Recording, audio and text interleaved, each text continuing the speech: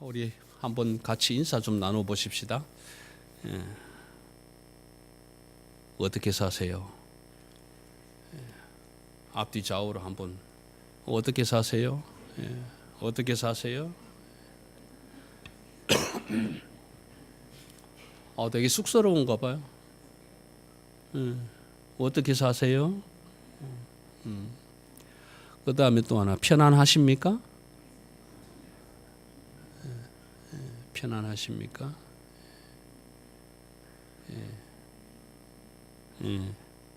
하나 더, 평안하십니까? 평안하십니까? 여러분, 편안과 평안은 다릅니다. 평안하십니까? 다시 한번 인사하겠습니다. 하나님의 은혜입니다. 여러분, 우리가 편안한 것도 평안한 것도 하나님의 은혜입니다. 하나님의 은혜. 우리 하나님의 은혜로 주신 은혜로 우리 박현정 강윤구 대학 수능이라고 해야 되나요? VC 대학 시험 잘 마무리하고 결과는 나와봐야 알겠지만 최선을 다해서 잘 치렀을 것이다. 그렇게 믿고 감사합니다. 오늘 또 우리 식사 교제할 때 우리 사실 아들 딸이잖아요.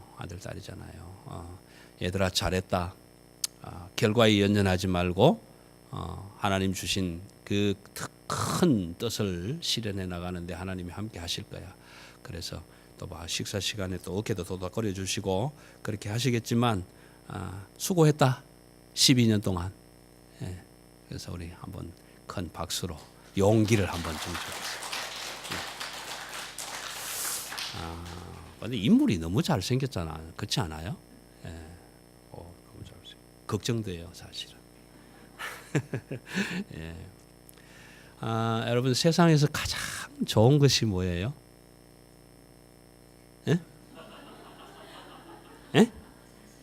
자식. 자녀. 자식. 근데 나 믿음이 없는 것 같아. 김영숙 집사님 자식이 제일 좋다는데 그 말 믿어도 될까? 정말 자식이 제일 좋을까요? 세상에서 제일 좋은 것. 정말 대단하다. 그러니까 저는 볼 때 우리 김영숙 집사님 종현이 수경이 잘 키우셨겠지만 자녀들이 그만큼 잘 해줬으니까 또 그런 자신 있게 대답하는 거 아니에요? 그렇죠? 근데 오늘 제가 확실히 핀트를 잘못 맞췄네요. 여러분, 세상에서 가장 좋은 것, 우리 솔직하게 가장 좋은 것, 돈입니다. 돈.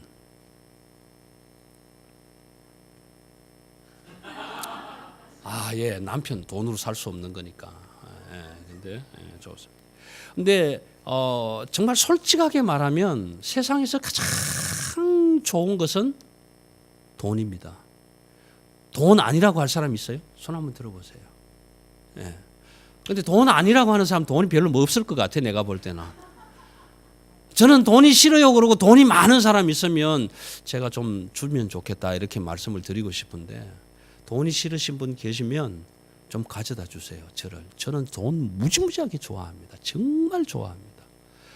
너무너무 쓸 데가 많은데 돈이 없어서 지금 쓸 수가 없는 거예요. 근데 여러분, 세상에서 가장 좋은 것은 우리가 돈이라고 말할 수 있을 거예요. 돈 싫어하시는 분은 없을 거예요. 근데 문제는 이 좋은 돈을 여러분 정직하게 올바르게, 이 표현이 이런 거 맞는지 모르겠습니다. 많이 버실 수 있기를 바랍니다. 정직하게 올바르게 많이 버셔서 정말 귀하게 쓰실 수 있어야 합니다. 귀하게 쓰실 수 있어야 됩니다. 자, 이제 오늘 권위의 문제를 좀 함께 나누려고 합니다. 여러분, 마가복음 11장 12절부터 좀 보겠습니다. 12절부터. 사실 이 성경을 읽다 보면 참 그럴 때가 있어요. 무화과 잎이 무성해서 여름이 왔으니까 열매가 있으리라 생각했는데 혹시 지난주일에 여러분 무화과 나무 한번 보신 분 계세요? 한 번도 안 보셨어요? 보셨어요? 열매가 얼마 만에요? 지금 보니까 요만하더라고요. 요만한데 사실 오늘 말씀이 그렇거든요. 무화과 때가 아님이라. 때가 아닙니다. 예수님이 그렇게 어리석지 않으셨어요. 무화과 때가 아닌데 열매 맺을 때가 아닌데 거기 가서 열매를 찾는다라는 그럴 정도로 어리숙한 예수님은 아니셨습니다. 그래서 제가 말씀드렸듯이 이 시장기는 육신의 배고픔이 아니라 영적인 갈급함입니다. 영적인 갈급함. 그래서 그런 갈급함을 가지고 이제 15절에 예루살렘에 들어가셨습니다. 예루살렘에 들어갔는데 15절에 들어가신 그 예루살렘은 때가 언제냐 하면 6월절이에요. 6월절. 6월절은 명절입니다. 유대인의 명절인데 모든 성인들이 매년 6월절 또 77절 그다음에 초실절 다시 말하면 장막절 이런 절기에 예루살렘에 올라가서 성전에 올라가서 이제 희생 제사를 드리게 되는데 예수님이 지금 가신 이 날이 6월절이에요. 6월절이니까 그 예루살렘 성전에 사람이 얼마나 많이 모였겠어요. 외국에서도 다 들어오니까 한번 여러분 생각해 보세요. 마치 올림픽 하는 것처럼 온 세계에 흩어졌던 유대인들이 다 지금 예루살렘으로 다 모여온 거예요. 당시 기록으로 하면 약 한 200만이 모였다라고 합니다. 그 시대에 그런 많은 사람들이 이제 모여서 성전에 들어왔는데 오늘 15절은 뭐냐 하면 성전에 들어가서 성전 안에서 매매하는 자들도 보시고 비둘기 파는 자들도 보시고 이렇게 보셨는데 그것을 다 뒤집어 엎으셨다는 거예요. 자, 이게 첫째 이유는 뭐냐 하면 왜 이런 일이 일어났는가라는 겁니다. 왜? 첫째 이유는 뭐냐 하면은 성전세 때문에 그래요. 성전세. 모든 성인들은 성전세를 반세겔 내야 하는데 밑에서 살다 보니까 다 그 땅에 살아가는 통화를 쓸 거 아니에요. 오늘 우리는 호주 달러를 쓰는 것처럼 다 그 지방의 돈을 쓸 거라고요. 뭐 미국에서 온 사람은 미국 동전 가져갔을 것이고, 그렇죠? 뭐 프랑스 사람은 프랑스의 돈을 가져갔을 것이고 이렇게 가져가서 쓰던 돈을 가져왔을 텐데 당시만 하더라도 오늘처럼 여행자들이 환전하는 이런 편리한 제도가 없었죠. 근데 이 사람들이 예루살렘 성전에 들어가서 성전세를 내야 되는데 당시에 성전세를 낼 수 있는 돈은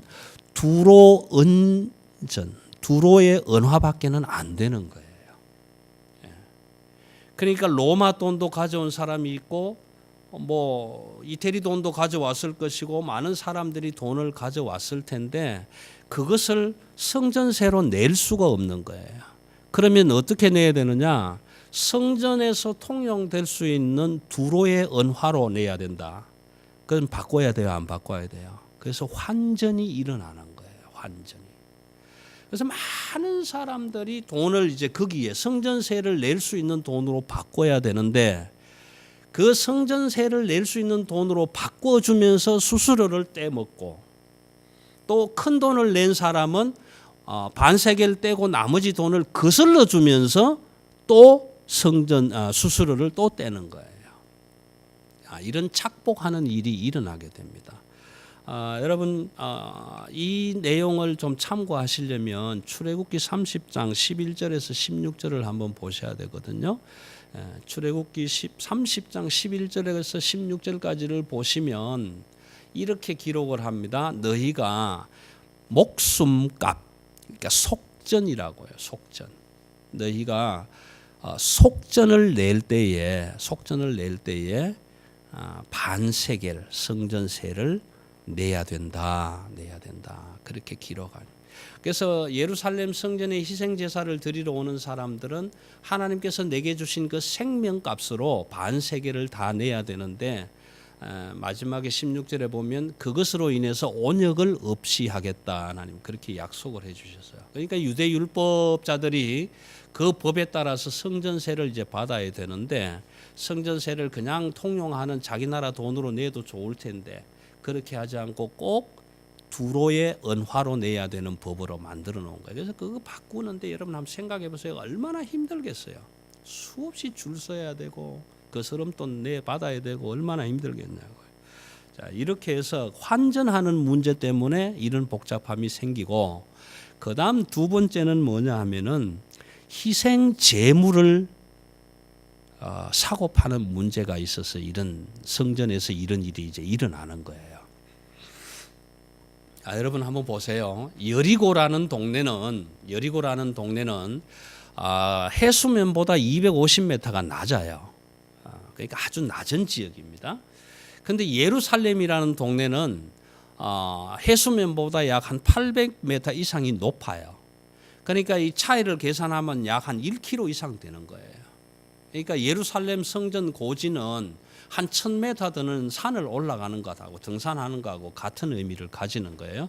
그래서 여리고에서 전부 자기가 드릴 소, 양을 끌고 얼마나 힘들게 1000m 되는 그 높은 고지를 헉헉거리면서 올라와서 성전에 들어가서 내가 이걸 희생 제물로 드리려고 가져왔습니다. 그렇게 하니 희생 제사를 드리는 제사장이 나와서 아래 위로 이렇게 훑어보고 이거는 흠이 있어서 안 되겠다라는 거예요. 그럼 어떻게 해요? 그걸 쓸 수가 없는 거예요. 그렇게 힘들게 제물을 가지고 왔는데 제사장이 보고 이거는 쓸 수가 없다. 희생 제물이 될 수가 없다. 바꿔야 된다. 어떻게? 여기서 준비된 걸로 사라. 열심히 끌고 왔건만 안 된다고 하니 검사관이 안 된다고 하니 그거 할 수 없이 바꿔야 되잖아요. 그렇게 이제 성전에서 사야 되는데 어떤 일이 생기냐 하면은 밑에 동네에서 50원 하는 비둘기 한 마리가 성전에 올라와서 이거는 희생 제물로 합당하지 않다 그러니까 성전에 있는 비둘기, 제사장이 파는 비둘기를 사야 되는데 750원을 내라는 거예요. 50원만 주면 살 수 있는 비둘기를. 그러니 어떤 일이 생기겠습니까? 그 성전이 시장은커녕 강도의 구리혈이 되고 말았다라는 거예요. 강도의 구리혈이 되고 말았다. 여러분 시장에서 50원 하는 비둘기를 성전에서 750원에 판다. 이 강단에서 죄송하지만 순 도둑놈들 아니에요. 그런데 그 도둑놈들 같은 사람들이 누구냐 하면 산 해드린 공회원으로 있는 장로들, 서기관들, 제사장들이 판권을 가지고 있단 말이에요. 당시에 지금 오늘 이 성경 본문이 기록될 당시에 여기에 판권의 가장 최고 우두머리가 누구냐 하면은 안나스라는 대제사장 출신이었다. 성전의 제사를 희생 제사를 드리는 제사장이 이 판권을 소유하면서 그 양은 안 돼. 여기서 사. 그 비둘기 내가 보니까 안 될 것 같아. 여기서 사. 이러니 얼마나 많은 수익을 올리고 있었냐라는 거예요. 그걸 예수님이 바라보셨어요. 여러분이 예수님이라면, 여러분이 이 성전의 주인이라면 여러분은 어떻게 하시겠어요? 잘한다. 야, 돈 많이 생겼구나. 잘한다. 너 돈 잘 버네. 그렇게 말씀하시겠습니까? 하나님의 집, 예배자들이 희생 제사를 드려야 할 하나님이 임재하는 성전에서 그런 일이 일어나니 어떻게 하나님의 아들로서 성부 성자 성령 하나님으로 몸을 입으시고 이 땅에 오신 예수님이 그걸 보시고 넘어가실 수 있겠냐. 그래서 뒤집어 엎는 사건이 일어나는 거예요. 그리고 그 다음에 내려오면 17절에서 이렇게 얘기를 합니다. 내 집은 만민이 기도하는 집이다.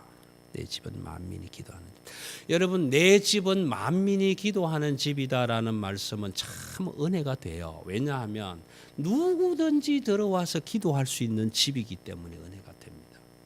그런데 대제사장과 장로들과 서기관들이 들을 때에는 엄청나게 거슬리는 말이에요.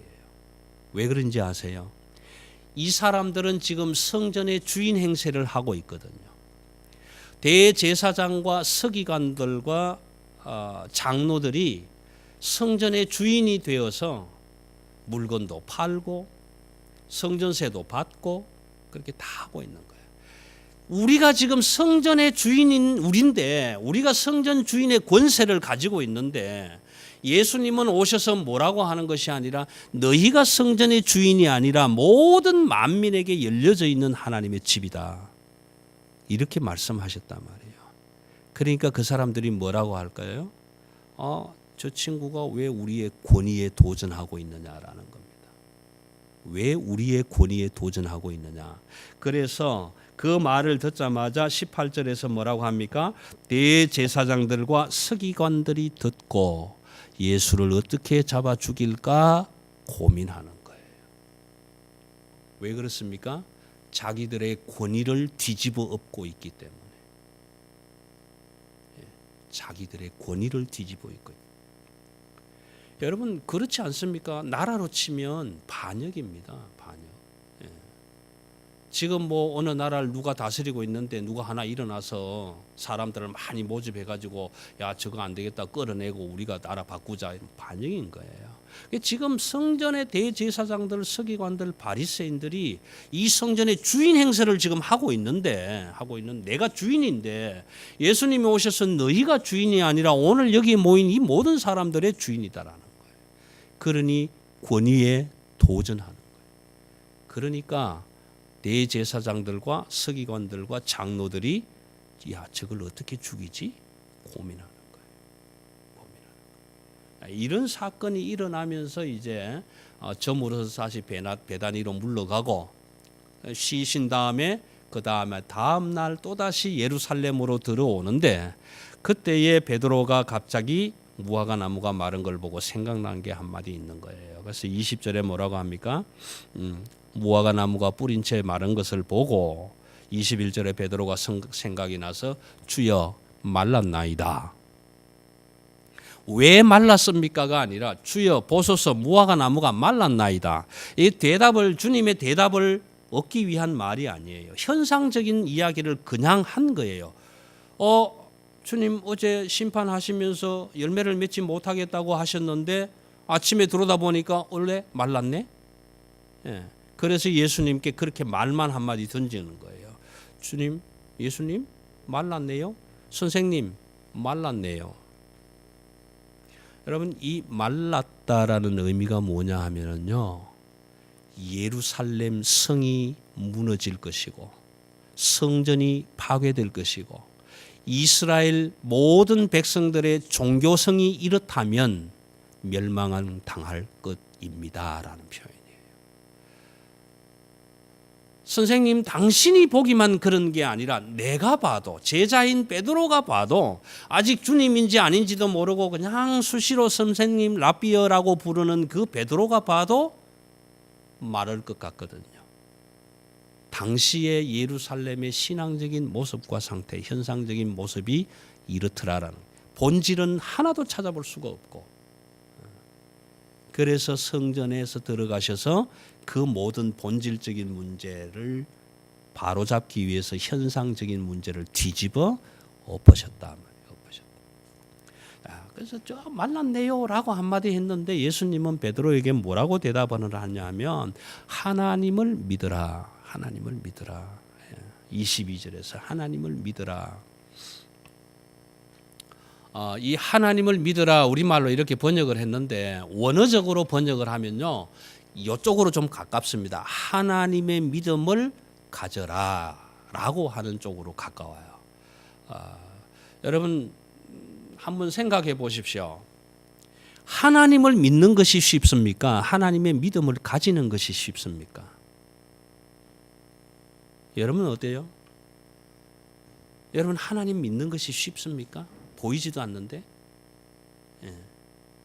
기도한다고 응답도 안 되는데, 야, 그 하나님을 어떻게 믿어? 세상 사람들에게 전도를 하면 다 그렇게 얘기를 해요.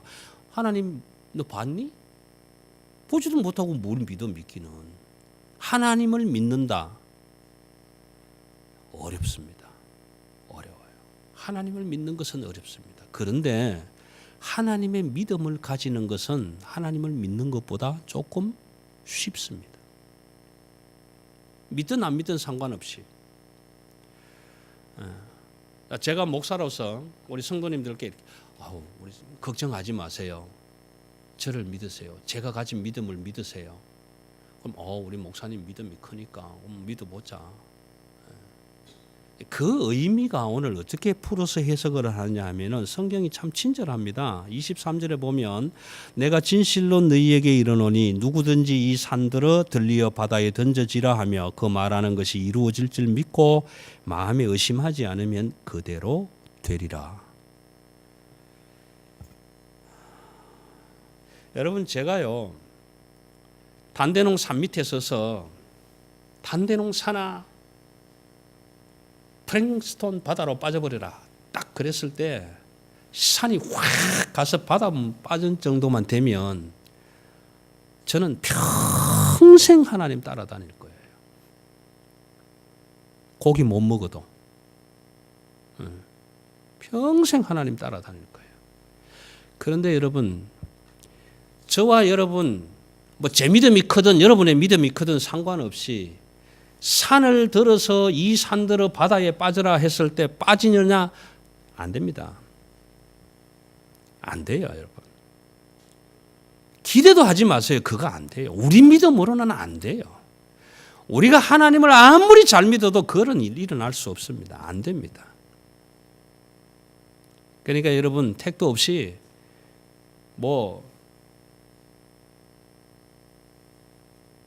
그런 일 하시려고 생각하지 마세요. 안 돼요. 그럼 어떻게 하면 되느냐? 하나님이 가진 믿음을 믿으면 돼요. 하나님은 하실 수 있거든요. 하나님은 산을 들어서 바다에 빠뜨릴 수 있으신 분이니까 그 하나님이 가진 믿음을 나도 가질 수 있다면 되는 겁니다. 그래서 오늘 이 말씀이요 사실은 마가복음 10장 25, 26, 27절의 말씀하고 지금 다 같은 맥락이에요. 부자가 재물이 많은 부자가 낙타가 바늘기로 들어가는 것이 어렵다. 그러면 이렇게 어려운 일을 누가 할 수 있느냐? 사람으로서는 할 수 없어도 하나님은 하실 수 있느니라. 오늘 저와 여러분에게 주시는 이 말씀은요, 나의 권위가 아니라 하나님의 전능하심과 하나님의 권위로서는 하실 수 있다라는 거예요. 그래서 오늘 우리에게 이렇게 부탁합니다. 이런 하나님이 가지신 믿음을 너희도 함께 가질 수 있는 방법이 뭐냐? 기도하며 구하라. 기도하면서 구하라. 그리고 다른 사람을 용서하라. 여러분 용서는 사랑입니다. 용서는 사랑인데 하나님 앞에서 그 하나님의 믿음을 가지기를 소원하면서 기도하고 구할 때에 믿으면 믿음대로 이루어지게 하시리라 하나님 그렇게 말씀하신 거예요. 여러분 26절 한번 읽어보실래요? 다 같이 큰 소리로 시작.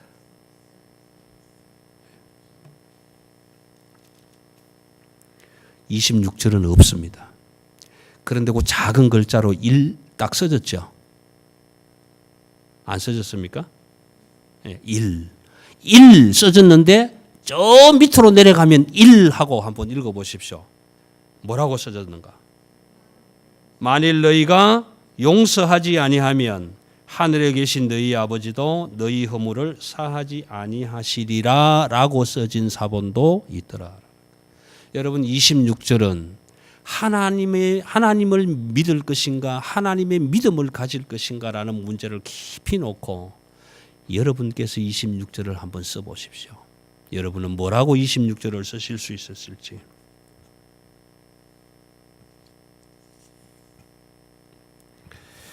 여러분 하나님을 믿는다라는 것이 쉽지 않습니다. 이 본보기로 성경책을 주시고 하나님의 말씀책을 주셨지만 그 하나님을 믿기가 쉽지 않습니다. 나는 아브라함의 하나님, 이삭의 하나님, 야곱의 하나님 그렇게 말씀하시지만 그들은 믿었을지 몰라도 오늘 저와 여러분은 그 하나님을 믿기가 쉽지 않습니다.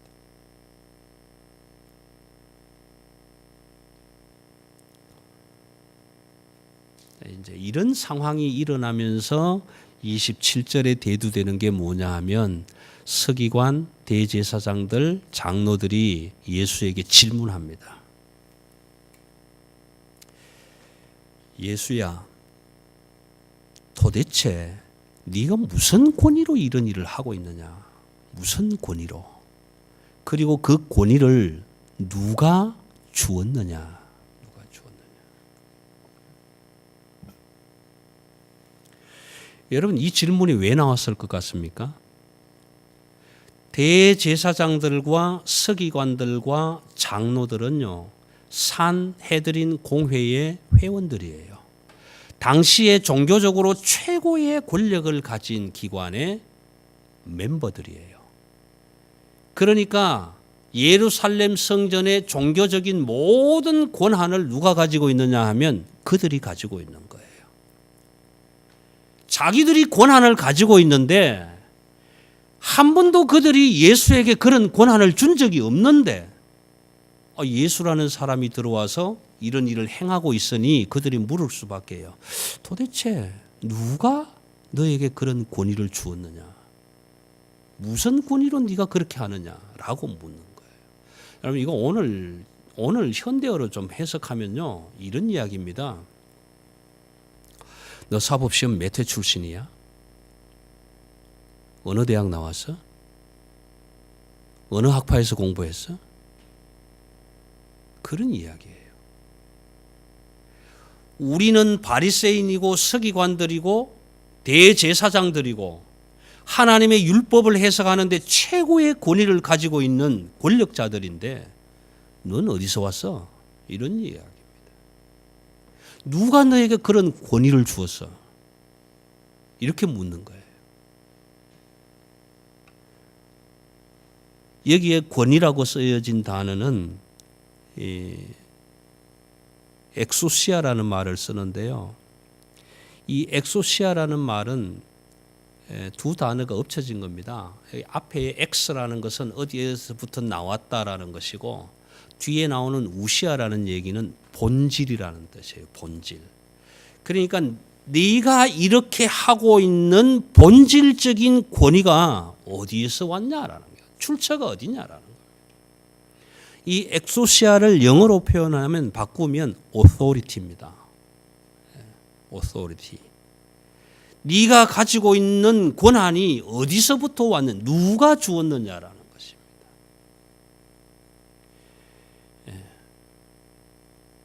이 authority를 헬라어로 바꾸면 아우스데우스라는, 하나님으로부터 왔다라는.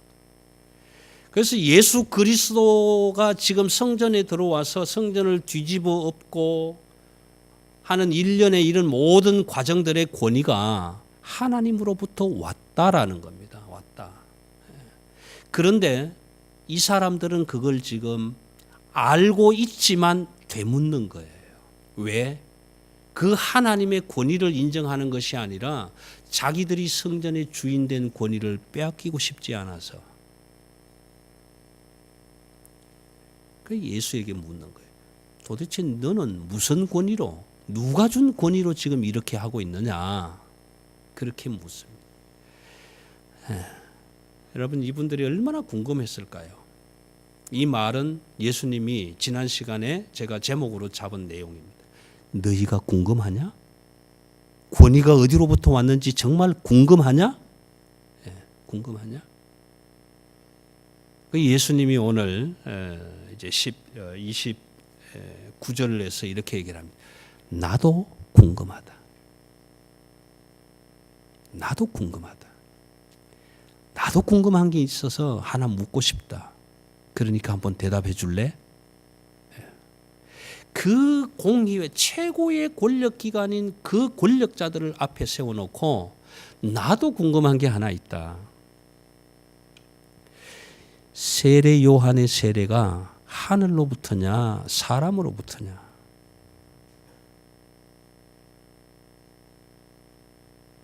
여러분, 세례 요한의 세례는 어디로부터 온 것입니까? 예? 어디로부터 왔어요? 왜 대답을 안 했어요? 어디서부터 왔어요? 세례 요한의 세례? 하늘로부터 온 거예요. 우리도 알고 있는 거잖아요. 세례 요한의 세례가 하늘로부터 왔다는 건 우리도 알고 있는데, 성경을 한 번도 안 읽어본 저와 여러분도 알고 있는데, 대제사장, 서기관, 장로들, 성경 율법 연구의 최고의 권위를 가진 학자들이 모르겠는데, 여러분 몰라서 모른다고 대답합니까? 아니거든요. 오늘 성경은 친절하게도 이렇게 풀어서 해석해 줍니다. 31절 그들이 서로 의논하여 이르되 만일 하늘로부터라 하면 어찌하여 그를 믿지 아니했느냐 할 것이요. 그러면 사람으로부터라 할까 하였으나 모든 사람이 요한을 참 선지자로 여김으로 그들이 백성을 두려워하는지라. 여러분 최고 권력을 가진 공의회 회원들이 사람을 두려워하고 있더라라는 거죠. 하나님을 두려워하는 것이 아니라 사람을 두려워하고 있더라. 그래서 그 세례 요한의 세례가 하늘에서부터 주어진 것인 것을 알지만 그들은 대답하지 못하고 있는 거예요. 여러분 우리도 아는 거잖아요. 우리도 알고 있는 거라. 세례 요한의 세례는 하늘로부터 왔다는 것을 우리도 알고 있는 건데 율법을 연구하는 최고의 학자들이 대답을 못하고 있더라. 왜 그렇습니까? 지난 시간에 말씀드렸지만 마태복음 3장 1절에서 10절까지에 보면 그 사두개인들과 서기관들이 세례를 받으러 나왔을 때 이 독자의 자식들아 이미 도끼가 너희 뿌리에 놓여 있다. 그러니까 너희가 아브라함의 조상, 아브라함의 후손이라고 착각하지 마라. 하나님은 돌들을 들어서도 아브라함의 자손을 만들 수 있는 하나님이시다. 그 하나님의 권위를 얘들이 말할 수가 없는 거예요. 그래서 예수님은 우습게도 이렇게 말씀하십니다. 나도 너희에게 말 안 할래. 예수님이 세례 요한이 하늘로서 왔다는 걸 몰라서 말씀 안 하시겠습니까? 다 아시잖아요. 그런데도 말씀하시지 않겠다는 거예요. 왜? 여러분 궁금하지 않으세요? 왜 그렇게 말씀하시지 않았을까? 여러분 예수님이 말씀해 주셔도 그 권위를 안 바꿀 거거든요. 안 바꿀 거예요. 여러분 오늘 이 말씀에 의지해서 저도 한번 여쭤볼게요. 예수님이 오늘 저와 여러분 앞에서 내가 이런 권위로 너희에게 이렇게 말한다라고 하신다면 여러분 그 권위에 아멘으로 화답하고 절대 순종하고 복종할 수 있는 마음의 자세가 있으십니까? 안 바꾸잖아요. 내가 길이요 진리요 생명이라고 나에게 수도 없이 말했지만 성경을 수도 없이 읽었지만 진짜 내 생명이 내 길이 내 진리가 하나님일까? 여러분 오늘 저와 여러분이 여기에 모여 은총받은 자의 자리에 있는 저와 여러분이 정말 나의 생명이요 나의 길이요 진리가 되시는 하나님이라고 그 권위에 절대로 순복할 수 있는 저와 여러분이 된다면 지금처럼 이렇게는 살아가지 않는 거 아니에요? 그 공의회 최고의 권력기관에 자리하고 있는 그 사람들이 하나님의 권위가 정말 그런 것인 줄을 알고 뉘우쳐서 자기의 권위를 다 내려놓고 그 하나님의 권위에 엎드릴 수 있었다면 이렇게 하시지 않았을 거예요. 그렇지 않습니까?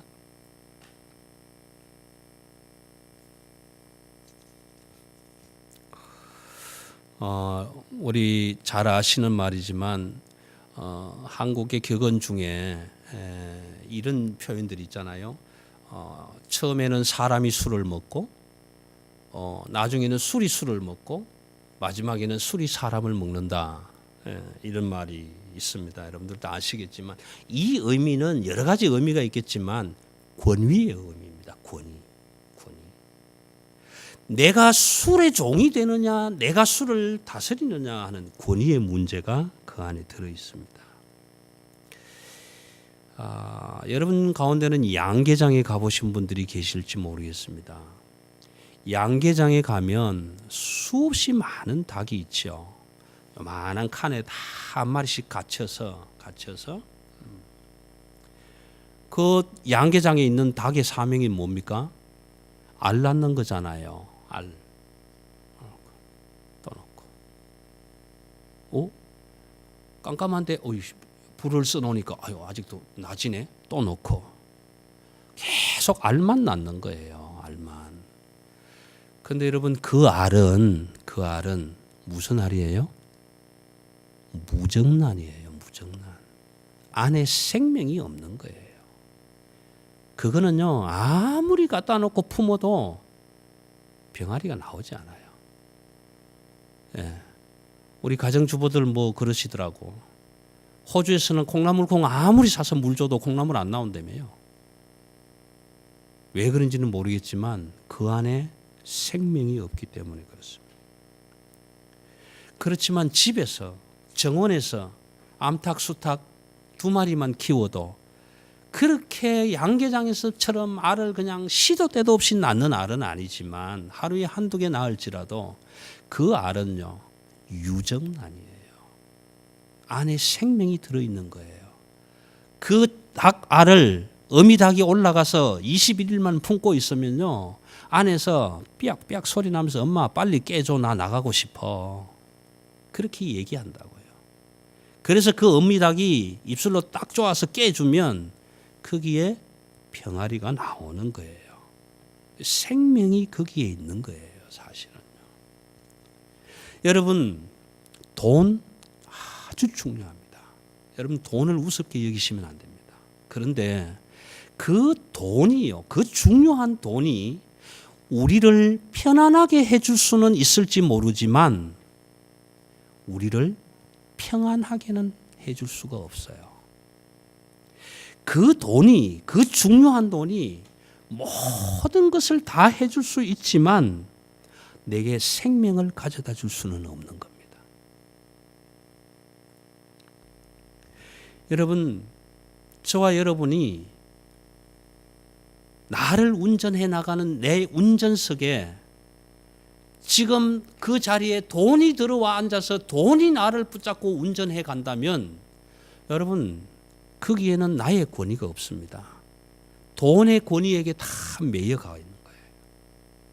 행여라도 여러분 술이 나를 운전하고 있거나 다른 어떤 것이 나를 운전하고 있다면 거기에는 내 권위가 없는 거예요. 내 생명이 없는 거예요. 여러분 제가 알코올 중독자 모임에 제가 한 7번 이쪽 저쪽 여러 군데로 참여해 보았습니다. 그 공부를 하면서. 근데 그분들은 나와서 늘 고백을 하는데 이렇게 고백합니다. 나는 알코올 중독자입니다. 근데 얘기할 때 보면 전혀 중독자 같지가 않아요. 근데 자기는 스스로 나는 알코올 중독자 누구누구입니다. 그렇게 밝히고 이야기를 하는 거예요. 그러면서 그 자기의 권위를 찾아가려고 그렇게 애를 쓰는 모습을 제가 본 적이 있어요. 그러면서 그분들은 이렇게 합니다. Just for today. 오늘 딱 하루만 술을 이겨보자. 내 권위를 찾아보자. 그러면 어떻게 됩니까? 그 다음 날은 Just for today. 오늘 하루만 죽기 살기로 내가 한번 이겨보자. 그렇게 해서 자기의 권위를 찾아가는 그런 모습들을 보게 되는데요.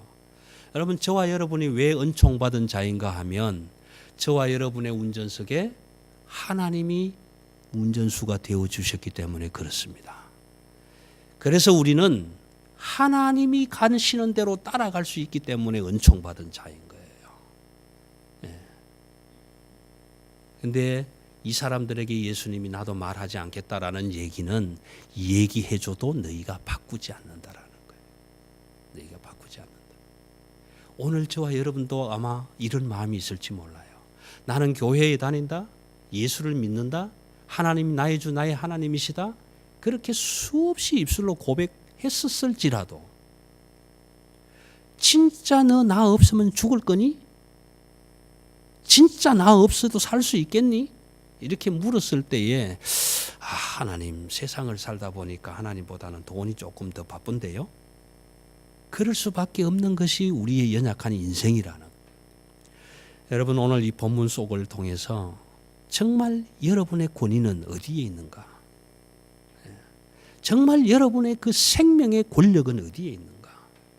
한번 기억해 보시고 생각해 보시고 한번 살펴보실 수 있기 바랍니다.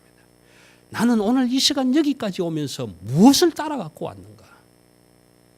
정말 세상에 좋은 건 다 있는데 가장 중요한 돈도 있는데 그럼에도 불구하고 오늘 나를 이 자리에 은총의 자리에 있게 한 것은 무엇 때문인가? 하나님이 나를 붙잡고 계시구나. 그 하나님의 은혜를 다시 한번 마음속에 되새겨 보시면 좋겠습니다. 나를 운전하시는 분은 오늘 누구인가? 누가 나를 운전하고 계시는가? 정말 나를 운전하시는 분이 하나님이신가? 여러분 오늘 이 말씀을 통해서 한번 마음속에 깊이 생각해 보시는 그런 말씀을 묵상하시는 시간들이 되시기를 바랍니다. 기도하겠습니다.